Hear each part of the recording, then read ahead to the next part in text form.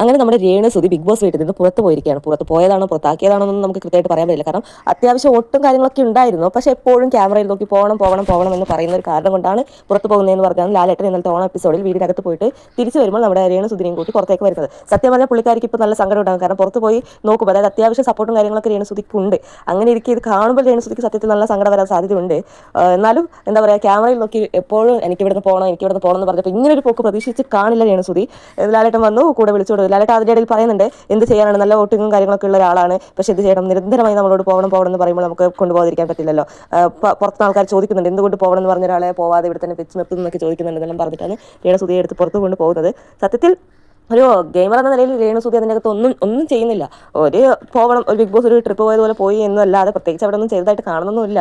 ചെറിയൊരു സമയത്തൊന്ന് കത്തി നിൽക്കും, പിന്നെ എവിടെയെങ്കിലുമൊക്കെ സൈഡിലായിട്ടിരിക്കും, അത്രേ ഉണ്ടായിരുന്നുള്ളൂ. പക്ഷേ എവിടേക്കോ വലിയ വോട്ടിങ്ങും കാര്യങ്ങളൊന്നും ഇല്ലെങ്കിൽ എവിടേക്കോ വോട്ടിംഗ് ഉണ്ടായിരുന്നു, 2-3 ആഴ്ചയ്ക്ക് ഉണ്ടാകുമായിരുന്നു എങ്ങനെ പോയാലും.